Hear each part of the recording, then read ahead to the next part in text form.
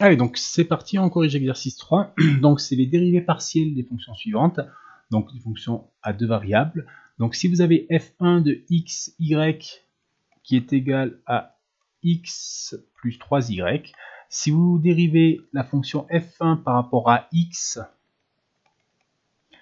donc vous considérez le 3y comme une constante, hein, donc par rapport à x, ça fait 1, ça disparaît.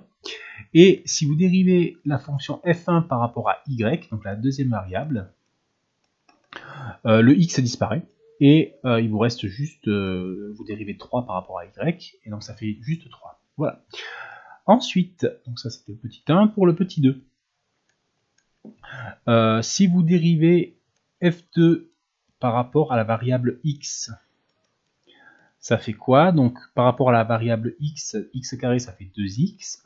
Quand vous dérivez 3xy par rapport à la variable x, alors là, il faut faire attention, y est en constante multiplicative, donc ça fait 3y qu'on garde, puisque c'est en fois x, et la dérivée de x, ça fait 1, ça fait plus 3y. Et il y a un plus, donc ça c'est une constante par rapport à x, c'est une constante additive, hein, puisqu'il y a un plus, donc ça fait 0 quand on dérive. Donc la dérivée par rapport à x, ça fait ça. La dérivée par rapport à y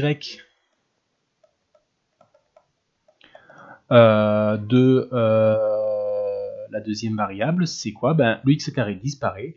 Le 3xy, quand on dérive par rapport à y, ben, ça fait 3x. Et l'exponentielle de y, quand on dérive par rapport à y, ça fait exponentielle de y. Voilà.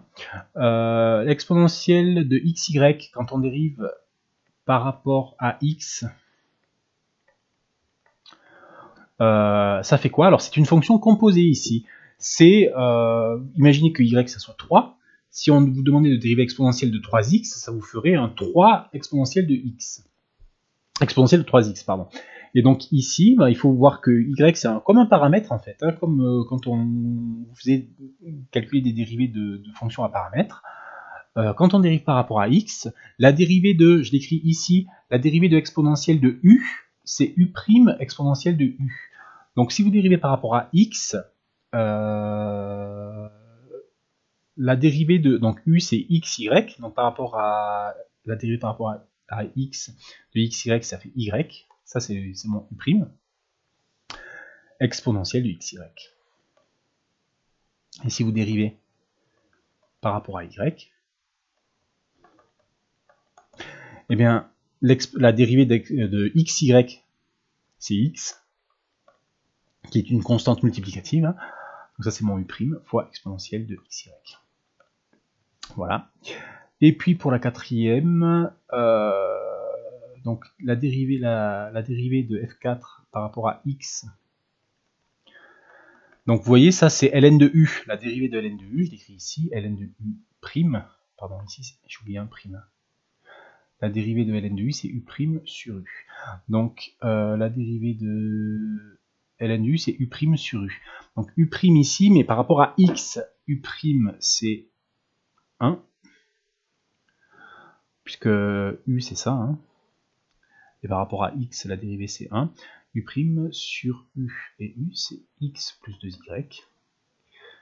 Et si vous dérivez, oups, mochement, dérivée partielle, si vous dérivez f4 par rapport à y, ce que vous obtenez, c'est quoi? Quand vous dérivez cette fonction-là par rapport à y, ça fait apparaître un 2. Plus 2y. Voilà. Donc ces dérivées partielles-là sont très importantes parce que, on va le voir dans la suite, ils servent à former ce qu'on appelle la différentielle, et c'est un peu l'équivalent de la dérivée pour les fonctions à deux variables. Donc ça on le verra un peu plus tard, et notamment ça permet de détecter ce qu'on appelle les points critiques, et les points critiques c'est là où il y a possiblement un minimum ou un maximum, donc un extrémum de la fonction f. Donc en fait, vous avez un théorème qui vous dit que quand vous avez un maximum ou un minimum pour une fonction d'une variable, la dérivée s'annule. Eh bien, il y aura l'équivalent pour les fonctions à plusieurs variables, qui dit que quand vous avez un maximum ou un minimum, alors forcément, les deux dérivés partiels s'annulent au point donné. Et ça, c'est ce qu'on appelle un point critique. Un point critique, c'est un point où les deux dérivés partiels s'annulent. Donc c'est pas forcément un maximum ou un minimum, mais par contre, si vous avez un maximum ou un minimum, forcément vous avez un point critique. Donc c'est pour ça qu'on étudie les dérivés partiels. Et ça, on le verra un peu plus tard.